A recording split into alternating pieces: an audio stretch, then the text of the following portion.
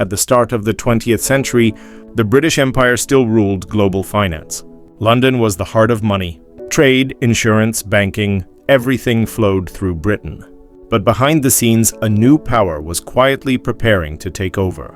That power was not built through colonies or kings. It was built through factories, steel, oil, and banks. The United States was growing faster than any empire in history, and it was learning from Britain's mistakes. World War I changed everything. Britain spent unimaginable amounts of money to survive the war. To do that, it borrowed heavily from the United States. For the first time, Britain became a debtor. While Europe was bleeding, America was lending. While cities burned, American factories expanded. By the end of the war, the United States was no longer just a nation, it was the world's banker. Gold began moving across the Atlantic, from London to New York. Slowly, quietly, power shifted. Money no longer trusted the old empire. It trusted the new system. But America did not announce its takeover. It waited. It allowed Britain to appear strong while controlling the financial strings from behind. The real collapse came later. The Great Depression shattered Britain's economy. The pound weakened. Confidence disappeared. And once confidence is gone, money follows. America stepped in, not as a savior, but as a system. It offered stability, credit, and control. Nations didn't choose the dollar. They were forced to rely on it. By the time World War II began, Britain was exhausted. America was prepared. This time, the transfer of power would be permanent. The question was no longer who would win the war. The real question was who would control the money after it ended. As the war ended, one truth became clear. Military victory meant nothing without financial control. And America understood this better than anyone else. Britain had won wars before, but this time it lost something far more important, its ability to control money.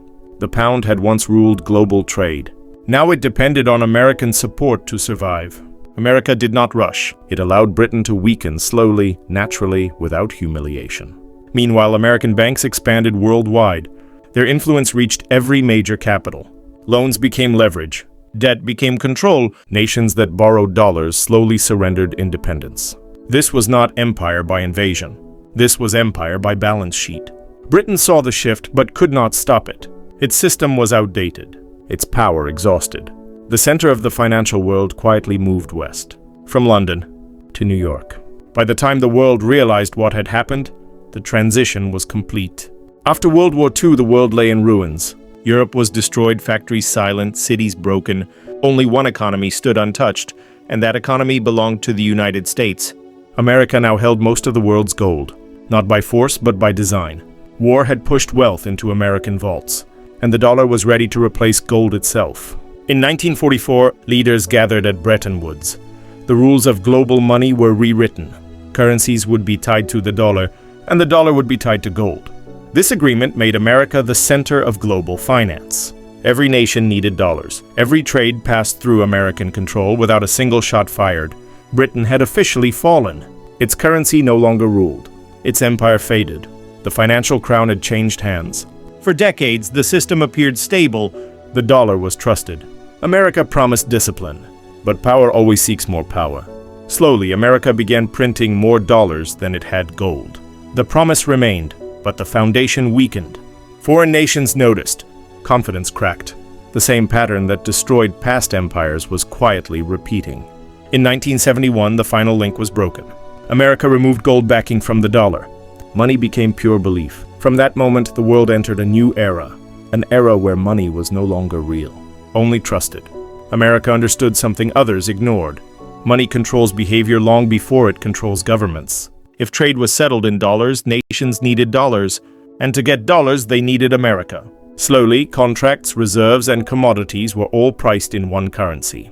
That currency was no longer backed by gold alone, but by global trust. And trust, once established, is more powerful than metal locked in vaults. America didn't need to conquer territories. It needed to dominate systems. Banks, institutions, and trade routes became the new battlegrounds. Wars were now expensive, debt-financed, and America supplied both money and weapons. Every conflict strengthened the dollar's position, not weakened it. By mid-century, the dollar was no longer just a currency, it was global power itself.